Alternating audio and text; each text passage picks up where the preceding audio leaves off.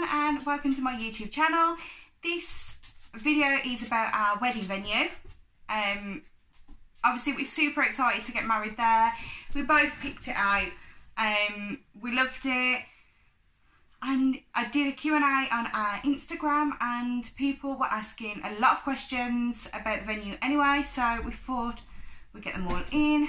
Jessie has been a pain in the background. She's literally all over the shop. She's playing about actually, bless her. But let's get straight into it. I've written the questions down in my book because I'm actually recording on my phone. So I couldn't have the questions on my phone and be looking between filming, and it was just easier to write them down. So let's go straight into it. We are actually getting married at FOXTAIL Barns in Leek near Stoke-on-Trent. That's about 45 minutes to an hour away from ourselves, but it was what we wanted. The venue was exactly what we wanted, and there's overnight accommodation there. There is these little like glamping pods there. Jessie, lie down. She's lying down. There's glamping pods there. So they're like little woodland lodges is what they've called them, which is really, really cute. We love them. They are literally the cutest things ever.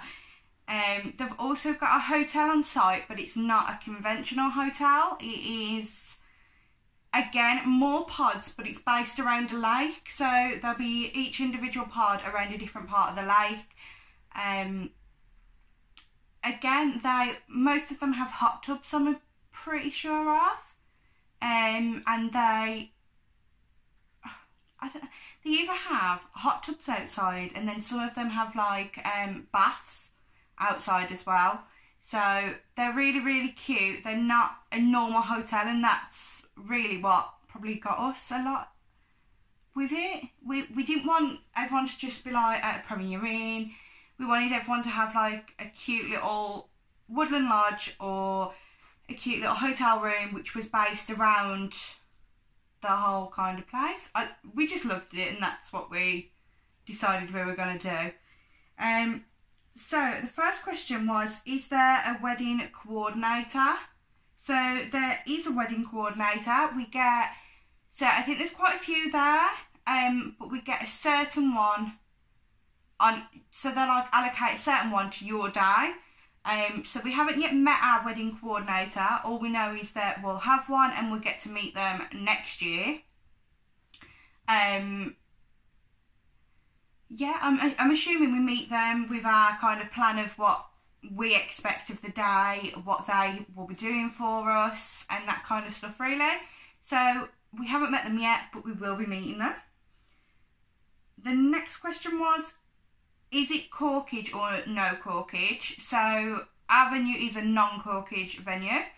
It is, so basically we can, I don't know how to put it, we can open our own alcohol on site and they don't charge you for that. So for example, we're doing, the bar will be open from when guests start arriving. For wedding breakfast it will close and we're providing the alcohol for that. Per table, and everyone's entitled to what they want on that table, and then the bar will reopen again after the wedding breakfast. Then it will be kind of people just going up, getting what they want, that kind of situation. But we are paying for the drinks for the wedding breakfast. We're taking our own, and they don't charge us for that. So that's a non-corkage venue. And a lot of people asked, are we having fireworks? And the answer is, we wish we could, but the venue doesn't allow it, unfortunately. So the venue is it's got 70 acres of land around it. There is a lot of free roaming animals, so we've got deers on there, we've got cattle on there, I think there's sheep as well. I think there's sheep on there as well. But there's a lot of animals, so they don't let you kind of do that. It can be a situation where we could be having pictures after we've got married and there could be a deer in the background. But that's another reason why I think we loved it, because if anyone knows Jordan, they know he adores animals. He absolutely loves animals. So to him, that is like the best thing ever. The next question was, is it exclusive use? So the venue is exclusive use. There'll be no other couples there getting married. There'll be no one but my own wedding party there. That was really a big thing for us because we didn't want the kind of fact of like 2 or 3 weddings going on, guests not be able to find what wedding they know what wedding they're going to, but if they got lost and ended up in a different wedding party, like, I just didn't want that, and I didn't want to have to think about that on the day. So that's why we went for more exclusive use. Jessie, she's really disrupting me. Come on, settle down. So yeah, we wanted exclusive use, and yeah, FOXTAIL Barns is exclusive, so that is a big factor into why we wanted it. Then, so someone asked, where is your venue? I did say at the start, we are going to Leek near Stoke-on-Trent. We didn't really have kind of like, I've got an itch on the back of my leg. We didn't really have anywhere that we wanted to get married. Jess is just itching herself. On camera, Jess, stop, are you on camera? God. So we didn't have anywhere in mind where we wanted to get married, like location wise. It was wherever we decided was our place. So yeah, we ended up there, which it is a bit away from home, but there's accommodation. It's not far enough from home that people couldn't travel home that night. It was just perfect where it was, and I think that's why everything came together and it happened to be the venue. That makes sense. Favourite thing about our venue? Wow.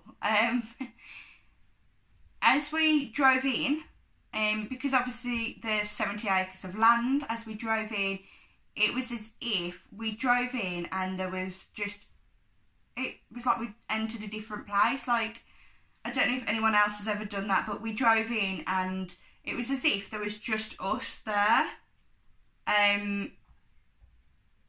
It's such an odd experience to kind of share with people, but I felt very calm. We felt like so at home there, which was really, really weird, but it just felt right.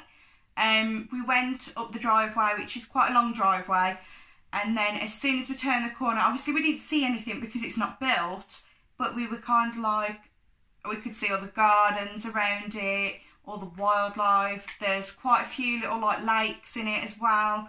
There's like little devil's bridges, so they're like where we could have photos. And as we were kind of driving in, I was like, oh, we could have a photo there, we could have a photo there, we could have a photo here. So I think that helped a lot. From the second we drove in the gates, we could kind of envision where we'd be having photos. And obviously, because there's 70 acres of land, you can just use whatever you want on your wedding day. So we'll be going in a golf buggy round to different bits that we want photos at. So I think that was one of my favourite things. My second favourite thing was the fact that it was a barn. I really wanted a barn wedding, and obviously you can't see what it's going to be like, but there's all like rendered images of what it will be like. So there is images of what the venue will eventually look like. So yeah, it all kind of just added up into this one big favourite thing about it. But driving in and feeling so at home and loving it was probably the biggest one, I'd say.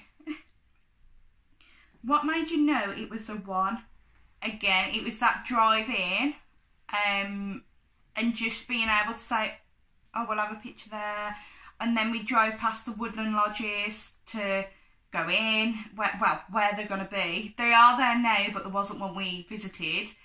And there was just images of what they're going to look like. And when we booked it, it was COVID, so we did a tour of it. but obviously we were so far away from the lady who was trying to talk to us about it, but she was so helpful.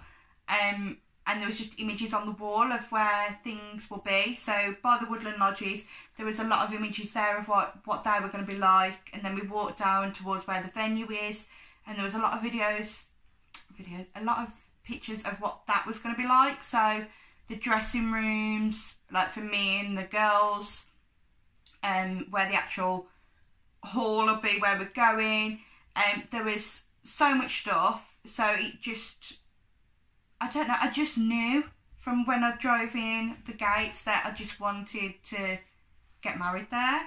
And I was kind of in that mood then, once I knew that I was not going to let it slide with George. So I was kind of, I wasn't pushy because he loved it as much as me, but I knew, I was just like, this is it. I know where I want to get married. So I just knew. But 1 second.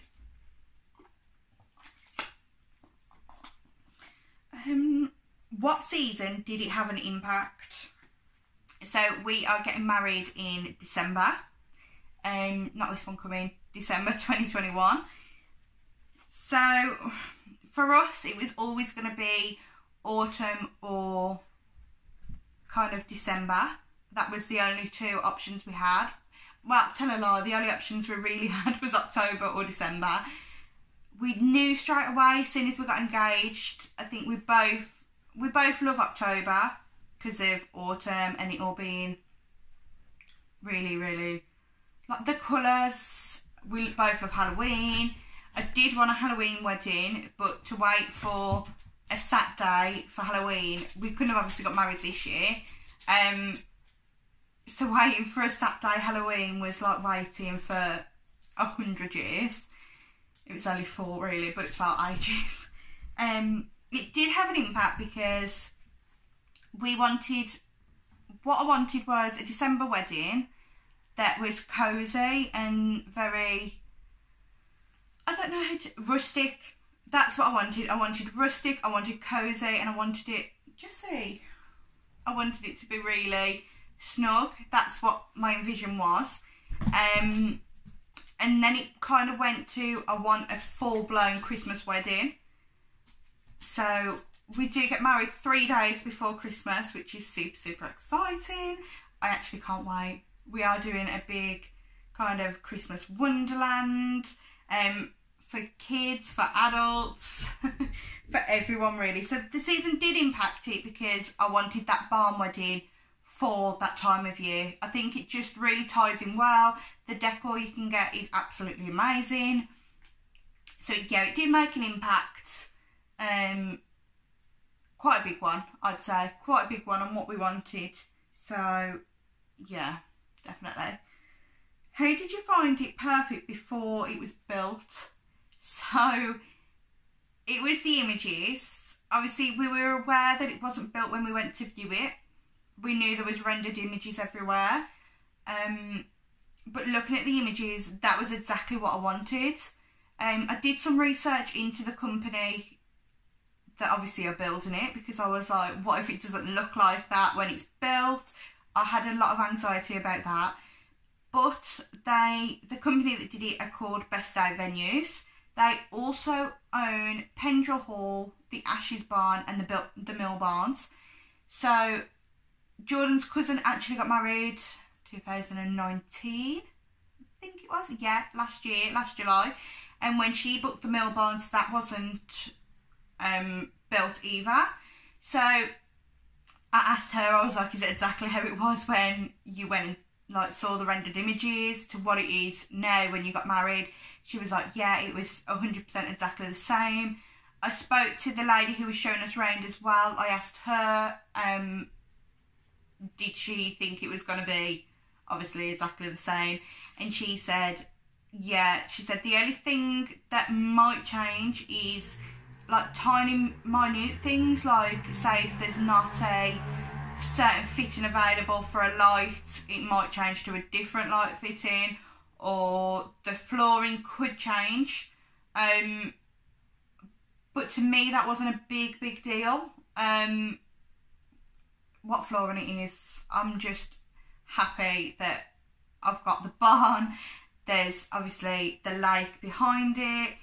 So yeah, there was so much, and there was only like little things that could change, so I wasn't too worried about it at all. Price. So a lot of people asked price. There is prices on their website. I won't obviously say them on here. It totally depends how big or how small your wedding's going to be.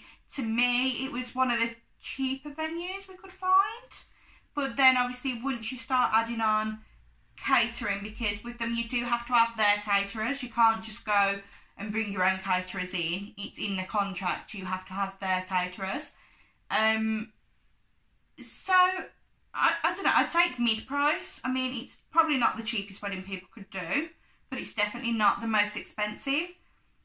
But again, you make it as expensive or as cheap as you guys can afford.